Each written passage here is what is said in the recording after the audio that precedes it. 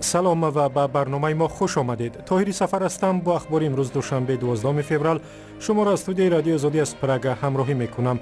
امروز در برنامه در یک منطقه جنجالی تاجیکستان و ازبکستان حالا وضع دیگر شده است. مردم کانی بادام حق سفری بی ویزا به دو طرف مرز را پیدا کردند. هوای نامساعد جستجوی قربانیان سقوط هواپیمای مسافربری روسیه و تحقیق سبب‌های فلاکت را مشکل کرده است. وزارت فرهنگ لباس‌های ملی مردانه را توصیه می‌دهد. فرهنگ شناسان می‌گویند بعضی از لباس‌های عنعنوی رمزی غم و اندوه گرفتند. وقتی کسی که تاقی در سر می‌کند به او سوال می‌تیند که یگان ناخوشی شده است. تفصیل خبرها. در ولایت سوخت ساکنان یک منطقه مرزی با ازبکستان حق پیدا کردند به هیچ گونه ویزا یا روادید برای 5 روز به قلمرو کشور همسایه بروند و برعکس شهروندان ازبکستان هم می توانند به ناحیه کانی بادام بیایند و بروند.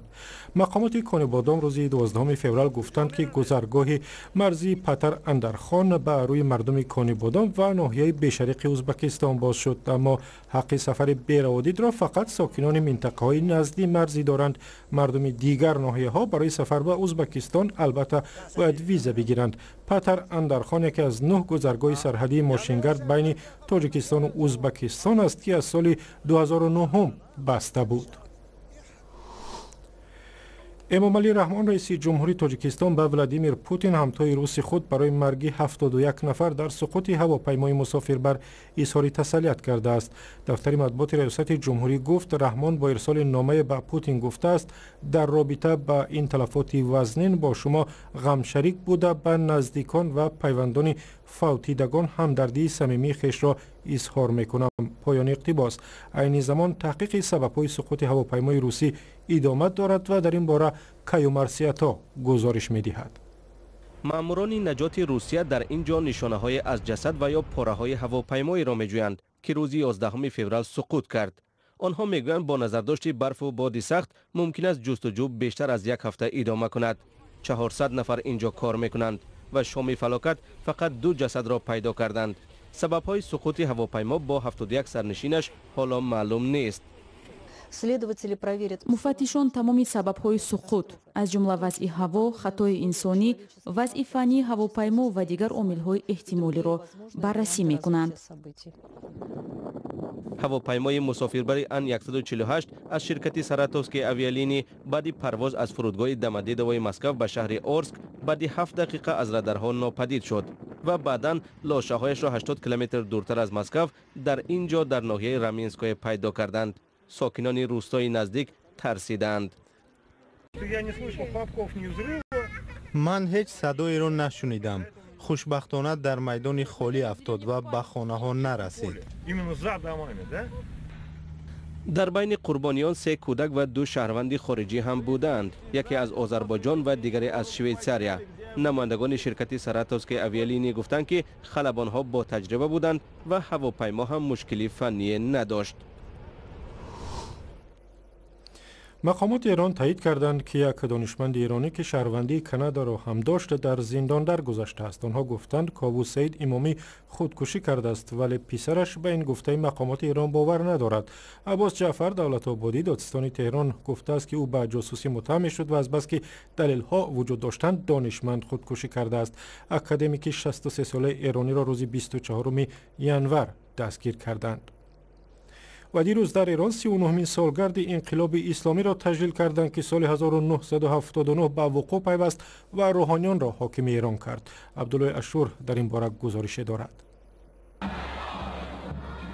روز یکشنبه در گردهمایی به مناسبت 39مین سالگرد انقلاب اسلامی که در سال 1979 شاه ایران را برکنار نموده است، پرزیدنت ایران حسن روحانی مردم این کشور را به وحدت دعوت کرد. ماه‌های گذشته در سراسر ایران راهپیمایی‌های ضد دولتی برپا شده بودند. 11 فوریه حکومت ایران با شعارهای ضد امریکا و اسرائیل در پایتخت تهران و دیگر شهرهای جمهوری اسلامی گردهمایی‌ها تشکیل شدند. در میدان آزادی تهران حسن روحانی با خطاب به گردآمدگان مراجعت کرد. رئیس جمهور ایران از محافظه‌کاران، اصلاح طلبان، سیاستمداران معتدل و تمام گروه‌ها دعوت کرد که متحد شوند.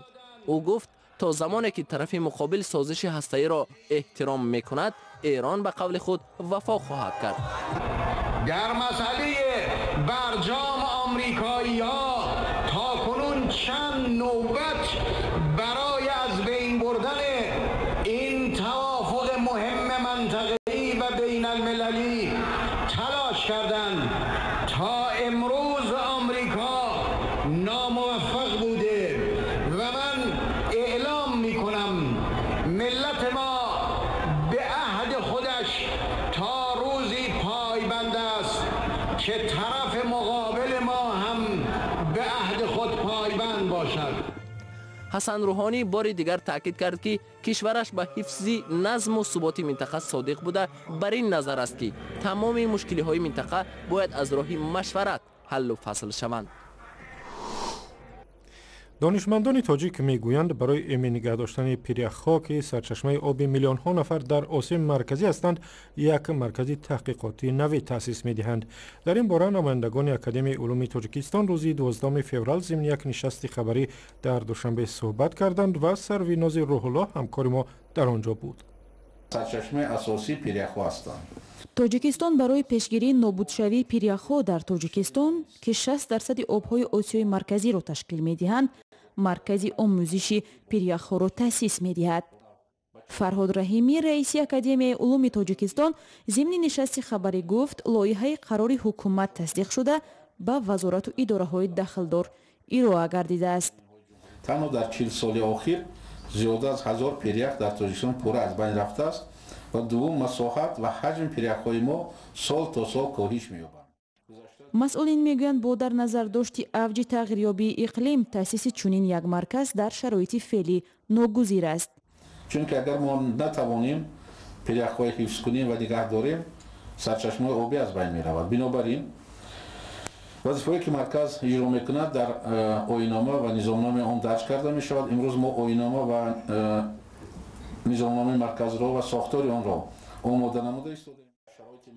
با گفته رئیس اکادمی علوم تاجیکستان، وظیفه مرکز آموزش پیریخ‌ها تنها حساب و کتاب و یا مانیتورینگ پیریخ‌ها نبوده، بلکه با راه علمی اساس نکنی حفظ پیریخ‌های تاجیکستان است. عموما کوشش می‌کنیم که متخصصان ورزیده همین ساحه پیریخ شناسی را پیدا کنیم، با آنها ارتباط داشته باشیم. قدم اولی که داریم و در سال 2018 به نقشه میگیریم این ترتیب دادن اطلس پیریخ‌های تاجیکستان و ترتیب دادن فهرستی پوره پیریخ‌های تاجیکستان با نشان دادن کوردینات آنها، مساحت، حجم آبی که در آنها هست. این رقم یک است.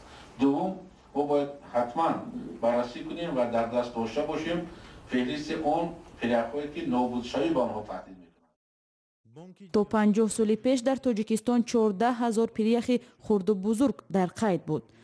در 30 سال اخیر به سبب گرمی کره زمین بیش از 1000 پیریخ کاملا از بین رفتند و صدها پیریخ دیگر در حال عقب نشینی هستند. سر می‌زنیم به افغانستان همسایه. حمله‌های اخیر طالبان در شهر کابل نه تنها 10 نفر را کشته و مجروح کرده است، بلکه برای اقتصاد و تاجران شهر میلیون‌ها دلار ضرر آورده است. اتاق تجارت و صنعت افغانستان میگوید به سبب حمله و خونریزی‌ها به پایتخت بیشتر از 10 میلیون دلار زیان رسیده است. عبدالله اشور گزارش می‌دهد. وقت بمبگذار مرگ طلب جهازی ترکنده را در نزد شفاخانه کابل فعال کرد، ترکیش 80 دکان و از جمله فروشگاه اشیای باستانی را تخریب کرد. تنها در یک بینایی که می‌بینیم کمش 1 میلیون دلار ضرر مادی ثبت شده است. اتاق تجارت و صنعت افغانستان تاکید می‌کند که حکومت باید شرکت‌ها را زیر حمایه‌اش قرار دهد. سرمایه‌دار کلان که بودند و خو اصلا وجود نداره و میرن سرمایه‌دارای خرد و کوچک که بودند که علی وضعیت می‌بینند که نه فامیلشان مسئول است نه خودشان مسئول است، واقعا یک تاثیر منفی کرده بالایشان و او فرار میکنن، اولاد خود میکشن به یک جای، به ترکیه، به یک جای. در یک پژوهش اتاق تجارت و صنعت ذکر شده است که در 6 ماه گذشته شرکت‌های صاحبکاری تخمیناً 50% دارایی‌هایشان را از دست دادند. از این میان 30% به صاحبکاران خرد و میانه و از 15 تا 20% به شرکت‌های بزرگ راست می‌آید. سطح کار مردم پایین میاد، سطح درآمدها پایین میاد، مصرف فوق پایین میاد و جانب بسیار مثلا از او تاکید میکنم مسئله باورمندی بالای بازار است.